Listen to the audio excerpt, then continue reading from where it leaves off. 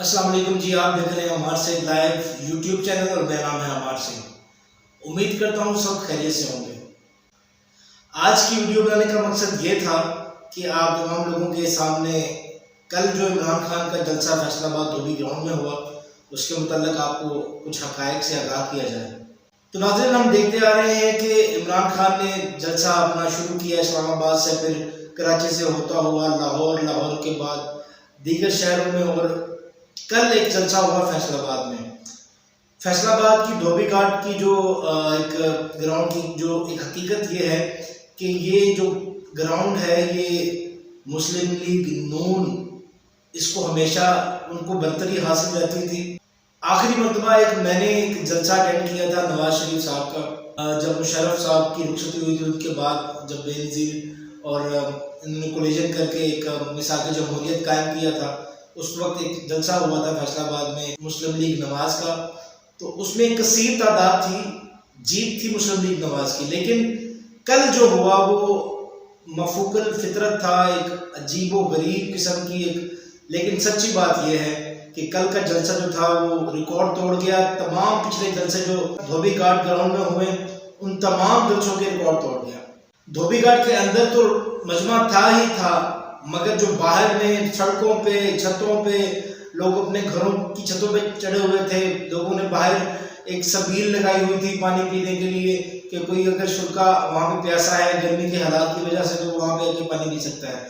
تو غرض یہ تھا کہ تمام سلسلہ، تمام جو کراؤڈ تھا بڑا چارج تھا۔ ایسے لوگ تھے جو پہلے مسلم لیگ نواز کو سپورٹ کرتے تھے لیکن ابھی وہ پی ٹی آئی کو سپورٹ کر رہے ہیں۔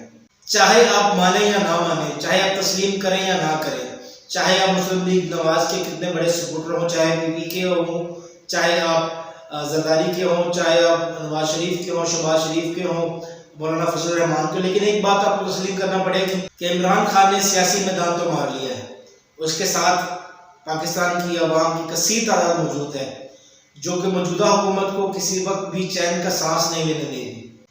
لیکن میری یہ گزارش ہوگی تمام پاکستانیوں سے، جہاں تک میری آواز جا رہی ہے، جہاں جہاں لوگ میری ویڈیو کو سنیں گے یا دیکھیں گے، ان سے یہ التماس ہے، میری دستہ گزارش ہوگی پورے پاکستان کی قوم کے ساتھ۔ میرے دوست ہیں، میرے حلقہ احباب میں بھی لوگ ہیں، کئی دوست میرے عمران خان کو اچھا نہیں سمجھتے، کئی بہت محبت کرتے ہیں۔ تنقید کی حد تک جو جائز چیزیں ہیں اس پہ آپ اختلاف کریں، لیکن کسی کو پرسنل گرجز کی وجہ سے اس کے ساتھ ہیٹ نہیں کریں، اپنے دوست خراب نہیں کریں، اپنے رشتہ داروں کو اپنے دشمن نہ بنائیں۔ اگر یہ گورنمنٹ جو موجودہ گورنمنٹ ہے یہ بہت جلد از جلد اعلان نہیں کرواتے الیکشن کا، تو میرا یہ خدشہ ہے، کیونکہ جتنے بھی بڑے بڑے برج ہیں سیاست کے یا پھر اینکرز ہیں، ان کو یہ معلوم ہے کہ ملک کس صورتحال کی طرف جا رہا ہے۔ ڈالر کی اڑان تھمنے کا نام نہیں لے رہی، معاشی تباہی کے بہت دہانے پہ کھڑا ہے پاکستان۔ پاکستان کے دوست ممالک جن میں چین جو ہے وہ سب سے اہم دوست ہے، ان کی کمپنیاں چھوڑ کے پاکستان سے باہر جا رہی ہیں، کیونکہ پورا پاکستان اس وقت عدم استحکام کا شکار ہے۔ تو اس صورت میں سعودی عرب نے بھی پیسے دینے سے انکار کر دیا ہے، چائنا نے بھی کچھ نہیں دیا، تو ہم کہاں کھڑے ہیں؟ پاکستان کس طرف جا رہا ہے؟ پاکستان کو ان حالات میں سے نکالنے کا واحد حل الیکشن ہے اور الیکشن ہے۔ اس کے علاوہ کوئی حل اس وقت ہوتا ہو مجھے دکھائی نہیں دے رہا، لیکن پھر بھی بحیثیت پاکستانی، بحیثیت مسلمان ہمارا فرض ہے کہ ہم تنقید کی حد تک رہیں، ایک دوسرے کے ساتھ ذاتیات پہ نہ اتریں، کسی کو ملامت نہ کریں، کسی کے ساتھ جھگڑا نہیں کریں، ایک دوسرے کے دشمن مت بن جائیں، کیونکہ آپ ہیں تو پاکستان ہے، میں ہوں تو پاکستان ہے۔ اگر پاکستان ہی نہیں ہوگا تو پھر آپ کیا اور میں کیا؟